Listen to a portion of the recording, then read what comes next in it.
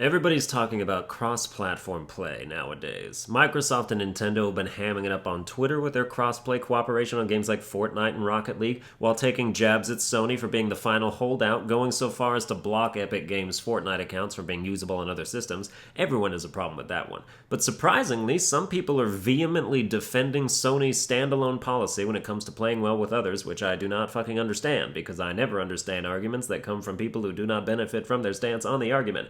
Let's dissect them. The first argument I see as to why Sony shouldn't have to be a team player is that it would somehow ruin the importance of the console. Now, for sure, exclusivity is the foundation the PS4 is based on, with its overwhelming stranglehold of dozens of must-have exclusive games, keeping the PS4 firmly planted in the top spot of must-have consoles. The Xbox One isn't a must-have console. It's not even a good idea of a console if you have the means to buy a good gaming PC instead, because a good gaming PC is just a better Xbox One with a much larger game pool thanks to Steam and the like. Even the Nintendo Switch isn't a must-have console, even though I like it a lot, and I think it could be eventually, but I think it needs a couple more years to get there.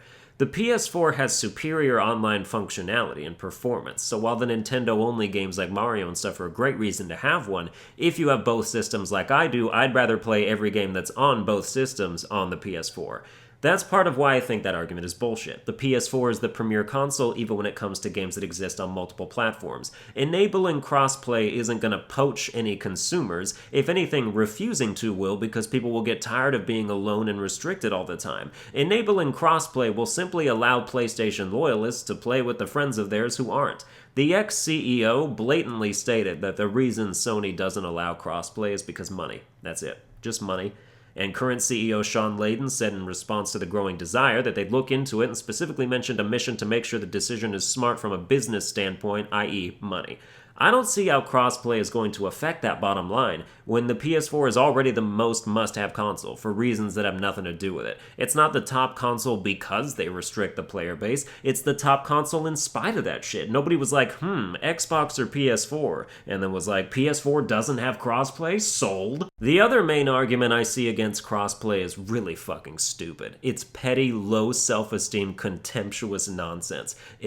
Crossplay is a luxury, not a necessity. So what, you don't like luxuries? You have something against things you don't absolutely need? Then by all means, lock yourself in a closet with only basic food, water, and oxygen to keep you company and see how much you enjoy yourself. I cannot fathom the mindset that would rather see the general public that they are a part of deprived of something they could easily have that would make life better. You've got to have just the worst self-esteem. Do you not think you deserve it? Does your hatred of all humanity, including yourself, run so deep you just want to prevent people from reaping any benefits at all? Contemptuous nonsense. No other phrase for it. Literally, it's, I don't want crossplay because I don't need crossplay. If there was a referendum where people could vote on whether Sony should have crossplay, these people would completely ignore the fact that it would benefit so many other people just so they could vote no because it doesn't directly make a difference to them, or just because they don't like the idea of a quality of life improvement to gaming. Some people are like that. Some people are like, we don't need this objective improvement. Things are fine the way they are. Progress is a cancer.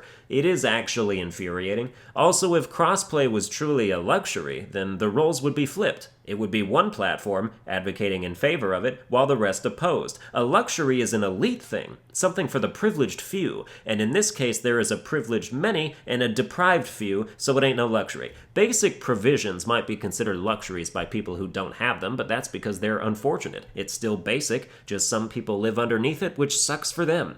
By that logic, video games as a whole are luxuries, so crossplay must just be like a super luxury, like damn, nobody deserves super luxuries. Crossplay is not that important to me. I don't have friends on Xbox or Switch or PC. Everyone I know plays the majority of stuff on PS4 like I do. But I know it's important to other people, and so I'll fight for it with you. People who say that specifically opening up the PS4 player base to invasion from the PC club will ratchet up the unfairness in online matches due to keyboard and mouse having a higher skill cap than controllers don't seem to realize that those player bases are separated in games where the differential makes a big impact, like Fortnite, where you can already play against PC and mobile players. That's right, the PS4 PS4 already does some crossplay. It's just majorly restricted for no good reason. If you're on PS4, you don't match with people on PC unless someone on PC is in your squad. It keeps it fair, so controller users aren't running into these wild keyboard auto-building shenanigans. PS4 also has PC crossplay with Rocket League, but those players are integrated because the controller type doesn't make much of a difference when all you do is drive and fly around. So it turns out the world can, in fact, handle PS4 crossplay.